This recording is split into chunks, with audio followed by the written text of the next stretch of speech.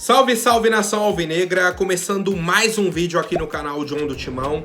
Então se você for novo, já se inscreve aqui embaixo, deixa o seu like para fortalecer, que hoje é quarta-feira, início do mês de novembro, tá? Então desde já o John deseja aí um ótimo mês para vocês, um mês extremamente abençoado, de muita luta, mas também de muita conquista, tá? A gente sabe que nada cai do céu, né? A gente tem que ir atrás aí dos nossos objetivos, tá? Então é isso, muita luta, mas também muita conquista. Vamos pra cima, rapaziada. Dia de Corinthians pelo Campeonato Brasileiro, então é dia de live no Instagram, @John do Timão. Pra quem não segue, já procura aí, sigam o John em todas as redes sociais e vamos pra cima. Editor, pode rodar a vinheta. Salve o Corinthians!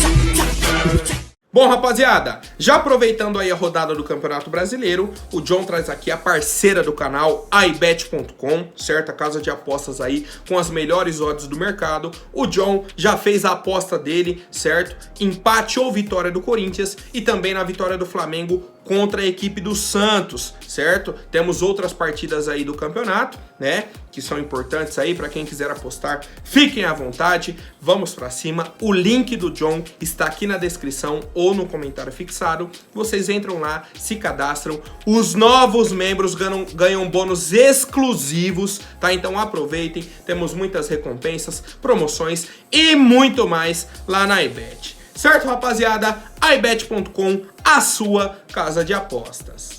Bom, e aí já falando da rodada do Campeonato Brasileiro, 31ª, né? Temos aí o início, já tivemos, né, o início ontem com o jogo entre Bahia e Fluminense, porque o Fluminense joga no fim de semana a final da Libertadores contra o Boca Juniors, então por isso que jogou na terça-feira. Ontem perderam para a equipe do Bahia, então o Bahia chega a 37 pontos, ultrapassou o Cruzeiro e o Corinthians, né? O Cruzeiro está com um jogo a menos, que é um jogo atrasado contra o Fortaleza. Corinthians joga hoje, tá? Então temos aí já o alinhamento dessa rodada.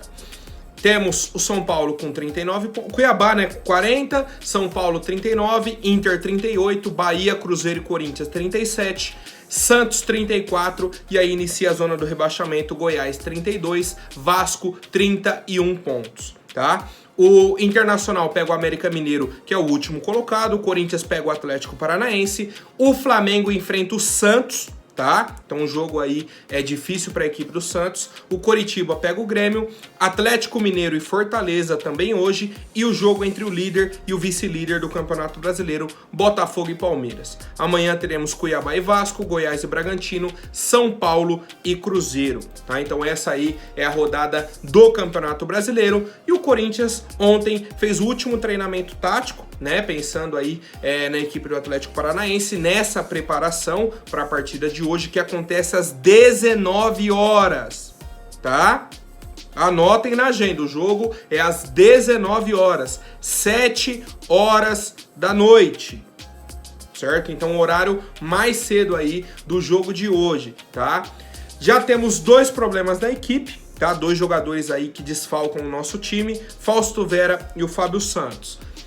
Para substituir o Fausto Vera, provavelmente o Gabriel Moscardo, tá? Não fugindo ali das características, tranquilo. Na situação do Fábio Santos, temos um problema, tá? Uma vez que o próprio Mano Menezes comentou na coletiva de imprensa que testaria o Matheus Bidu ou procuraria uma outra solução. E aí dentro do treinamento, o time principal do Corinthians foi Cássio, Fagner, Gil, Lucas Veríssimo e Caetano na lateral esquerda, tá? Então podemos ter essa novidade, muito provavelmente, né? Caetano será o titular na lateral esquerda. E aí antes de terminar a escalação, já fica a reflexão para 2024. O Corinthians vai precisar de 2 laterais pro lado direito e de 2 laterais pro lado esquerdo. Tá? Não é que, não, precisa trazer um lateral pro ano que vem. Não. 2 para cada lado, para começar a temporada, certo? E aí o nosso meio-campo inicia com Moscardo, Maicon, Giuliano e Renato Augusto. No ataque, Romero e Yuri Alberto, tá? Temos a possibilidade do Pedro ser o titular no lugar do Romero, mas muito provavelmente segue o paraguaio como titular da equipe do Corinthians. E eu quero saber a opinião de vocês, rapaziada. Qual o palpite para a partida de logo mais entre Corinthians e Atlético Paranaense? Como está a expectativa de vocês? Lembrando que acabou a partida, o John entra ao vivo lá no Instagram, @John do Timão. A gente faz a live pós-jogo, né? Debate aí sobre a partida, comentamos aí sobre demais assuntos do Corinthians e muito mais. Desde já, fica o convite aí para vocês, família. Bom, e a CBF anunciou ontem o calendário para a temporada de 2024, tá? Com as datas aí das competições. Já temos aí definido que os campeonatos estaduais vão do dia 21 de janeiro ao dia 7 de abril. Copa do Brasil do dia 21 de fevereiro a 10 de novembro, com as finais nos domingos, tá? 2 domingos de final aí da Copa do Brasil. Supercopa dia 3 de fevereiro e o Campeonato Brasileiro do dia 14 de abril até o dia 8 de dezembro. Tá? As competições vão parar durante a data FIFA, tá? E também não teremos rodada do Brasileirão nas datas da final da Copa do Brasil, certo? Só que durante a Copa América, que acontece no ano que vem, do dia 20 de julho, do dia 20 de junho a 14 de julho, o Campeonato Brasileiro segue. Tá? O Campeonato Brasileiro segue. Então vou dar um exemplo do Corinthians hoje, tá? Na última convocação tivemos o Rojas e o Bruno Mendes convocados. O Bruno Mendes é uma incógnita para o ano que vem, vamos falar do Rojas. Ano que vem, Copa América, o Rojas vai disputar pelo Paraguai, muito provavelmente, né? Um jogador que vem sendo convocado aí. E deve desfalcar o Corinthians por 9 rodadas. E aí não é só um problema do Corinthians. Tem o Palmeiras, por exemplo, que tem o Gustavo Gomes, tem o Rafael Veiga, que está sendo convocado para a seleção brasileira, tem o Piquerez, lateral. O São Paulo, por exemplo, tem o Arboleda, que é sempre convocado. O Santos tem o Soteldo. O Flamengo tem o Arrascaeta. Então, assim, temos jogadores do Campeonato Brasileiro que ficarão fora por 9 rodadas. E é isso, tá? Não tem discussão, não tem A, B, nem C. É isso, tá? Já está definido pela CBF. Durante a Copa América, segue normalmente o Campeonato Brasileiro. E eu quero saber a opinião de vocês, rapaziada. Bom, agora um ponto que foi divulgado aqui pelo pessoal do meu timão, que me surpreendeu muito mesmo, tá? Foi a intensificação dos treinos do Corinthians depois, né, da chegada do Mano Menezes. Antes do Mano Menezes, os treinos do Corinthians, os jogadores aí percorriam aproximadamente 3 quilômetros, tá? Então, durante um dia de treino, percorria ali 3 quilômetros. Após a chegada do Mano Menezes, eles percorrem agora 5 quilômetros. Olhem a diferença. É o ideal? Ainda não. Ainda dá para melhorar. Só que qual que é a questão? Hoje é o primeiro dia de novembro e hoje tivemos esse dado, né, essa melhora nos treinamentos do Corinthians. Em novembro, um dado que era para ser de pré-temporada, de preparação, de início. Não, a gente está melhorando esse índice em novembro. Isso daí já é o reflexo do planejamento e de tudo que vem acontecendo no nosso time durante toda a temporada e durante toda a gestão do Duílio também, né? E eu quero saber a opinião de vocês, rapaziada. Bom, agora falando sobre novos uniformes, tá? O Corinthians já recebeu aí informações sobre os uniformes para a temporada de 2024-2025, tá? Teremos a primeira e a segunda camisa nas cores branca e preta, tá? A camisa 1 na cor branca, total branca e aí com os detalhes pretos, tá? Em degradê, é a informação que a gente tem, não temos as fotos ainda, que é sigilo, né? Não podem ser divulgadas. A camisa número 2, que é a camisa preta, que vem com uma grande novidade, tá? Segundo as informações, ela será blackout, então toda preta. E o símbolo do Corinthians não vai ser o símbolo padrão que a gente conhece, vai ser o símbolo em preto e branco, tá? Vou até pedir pro editor colocar aí a foto na tela, foi a única imagem que a gente conseguiu receber, uma mudança até no símbolo da Nike, no brasão do Corinthians também, né? No escudo aí do Corinthians. E o terceiro uniforme vai ser um uniforme preto e branco, tá? Em um degradê diferente do uniforme 1, e o uniforme 2 será todo preto, né? Então, tô com uma expectativa bacana. Não sou muito entusiasta, tá, com novos uniformes e tudo mais. Prefiro que a gente invista aí no time, né, na melhora do time dentro de campo, mas são informações importantes, tá?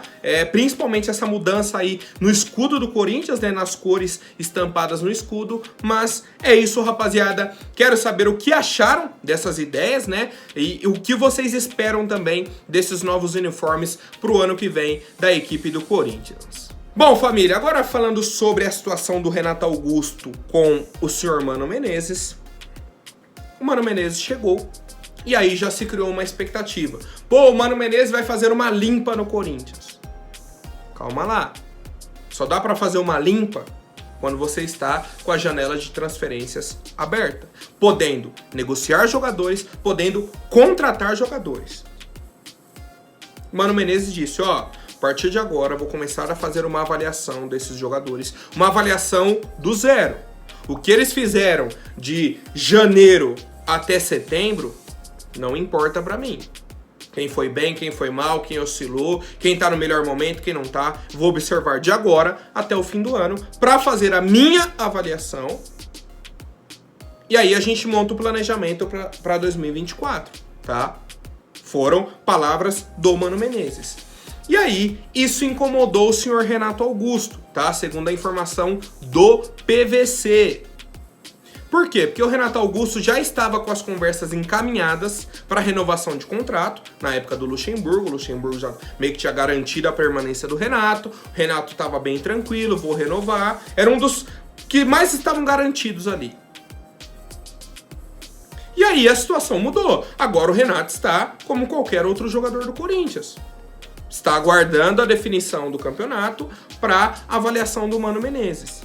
E aí, no último domingo, tivemos a entrevista do Renato, tá? Para quem não viu, eu vou trazer aqui de novo. O Renato falou o seguinte: já falei várias vezes que gostaria de continuar para poder iniciar este novo projeto. Provavelmente com jogadores mais jovens, mas não sou eu que decido. Vou esperar até um certo momento. Claro que sou profissional e chega um momento em que vou ter que ouvir outras situações também. Tá? E aí ele disse que ainda não conversaram, ele e a diretoria, tá? Ele falou que é um ano diferente de eleição, que ele precisa ter uma paciência, que o foco dele nesse momento é tirar o time dessa situação, dessa briga aí, né, contra o rebaixamento, e aí depois dá pra conversar.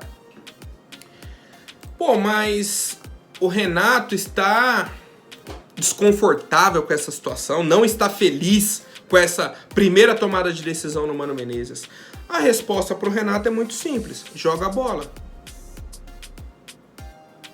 Renato Augusto, joga bola. Responde em campo, tá? Responde em campo. Tudo que a torcida não precisava agora era de uma rixa sua, de uma exigência sua de permanecer no time para 2024, tá? Você vem, coloca uma pressão externa, joga pra imprensa aqui, ó. Até agora não me procuraram. Vai chegar o momento, vou começar a ouvir proposta aí, tá? Vem meio que como um tom de ameaça. Ó, se não me procurarem, vou ouvir outras propostas. Vou sair do time. E eu, que fui um grande defensor seu durante a temporada de 2023 para a renovação, nos últimos 2 meses, por exemplo, já mudei de ideia. Já vi que você é um cara que não está bem fisicamente, tá? O problema no Renato Augusto, obviamente, é físico. Tecnicamente, ele é um cara absurdo. Só que fisicamente ele não compete. Não compete. Contra o América Mineiro, contra o último time, o Santos. Os outros times que a gente enfrentou. Chega 10 minutos do segundo tempo, o senhor Renato Augusto está se arrastando em campo.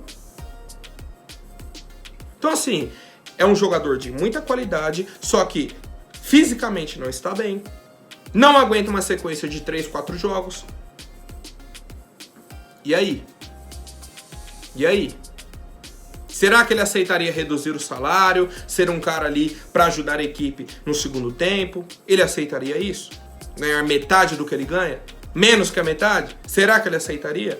É a pergunta que eu faço para o torcedor e também para a diretoria do Corinthians. O que deve acontecer com o Renato Augusto para 2024? Fica no Corinthians ou está de saída do timão? Bom, rapaziada, agora rapidinho antes da última notícia, vou pedir para quem não for inscrito, se inscreva aí embaixo e já deixem um like para fortalecer. Bom, tivemos na última semana uma entrevista do Dan Stubat, certo? Para o pessoal do Camisa 21, certo? Falando sobre o Corinthians e tudo mais, ele é um torcedor declarado do Corinthians, diversas vezes esteve aí na Neoquímica Arena, tá?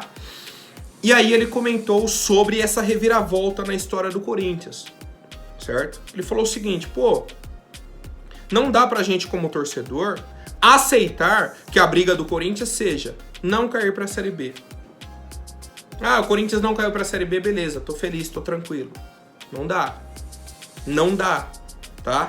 Ele comentou sobre o estádio. Pô, tudo no Corinthians parece que a diretoria pensa pequeno. Vai construir estádio? Beleza. Por que o nosso estádio não é o maior da América do Sul? Por que não é o maior do Brasil? Fizeram um estádio super caro, e o estádio cabe ali 47, 48 mil pessoas. Por que não um estádio para 70 mil, 80 mil? Um estádio popular? Já falamos aqui isso um monte de vezes. Se o estádio do Corinthians fosse para 80 mil pessoas a preço popular, todo jogo tinha pelo menos 70 mil pessoas lá. Você tinha 85, 90% de capacidade em todos os jogos. Todos os jogos! Mas o que? A diretoria pensa pequeno e gasta muito, tá? E gasta muito. O valor que foi gastado na Neoquímica Arena, que ainda está sendo gasto, né? Era para termos o maior estádio da América do Sul. E aí o Dan comentou, pô, o Corinthians é o último time da América do Sul a ser campeão do mundo. A partir de qual momento que tivemos uma virada de chave para se transformar no time que vemos hoje em campo? Por que um Vitor Pereira da vida prefere ir pro Flamengo do que continuar no Corinthians? Por que o Tite prefere ir pro Flamengo do que vir pro Corinthians? E aí a pergunta do Dan é a seguinte: quando foi que o Flamengo ficou maior que o Corinthians? Que não me contaram. Pô, Dan, a partir do momento que a Renovação e Transparência entendeu que não precisava mais olhar pro time, que não tinha mais obrigação nenhuma com o torcedor. E só com eles, tá? Porque se você perguntar para qualquer um da Renovação e Transparência, eles vão falar, ué, mas antes não tinha estádio, tá aí. Antes não tinha Libertadores, tá aí. Antes não tinha isso, um CT, tá aí. Ou seja, eles pensam pequeno, acham que estão fazendo um favor. Acham que estão fazendo um favor pro torcedor. Estão satisfeitos. O time não vence nada desde 2019, né, que foi o Campeonato Paulista. Estão tranquilos com isso, não briga, não compete, não monta o elenco competitivo, sabe? Eles estão satisfeitos, tá? Então, ao assistir a entrevista do Dan, eu me senti na pele dele. Falei, pô, é o mesmo sentimento que eu tenho. A partir de qual momento que o Corinthians virou isso que a gente vê hoje? O que aconteceu? Quem é o responsável? Por que não foram responsabilizados? O que acontece na administração? São tantas perguntas, cara, que é difícil, tá? É bem difícil mesmo, mas eu quero saber a opinião de vocês, o sentimento que vocês têm como torcedor, tá? Diante dessa grande reviravolta que tivemos na história do Corinthians e quais serão os próximos passos do nosso clube. Temos solução? Temos aí um caminho de esperança? Ou teremos mais renovação e transparência, mais uma gestão que não se importa com o clube pela frente? Certo, rapaziada? Por hoje é isso. Lembrando que teremos a live pós-jogo lá no Instagram, @JohnDoTimão, certo? Então peço aí a colaboração, a presença de todos. Vamos pra cima. Até mais. Um forte abraço e vai Corinthians!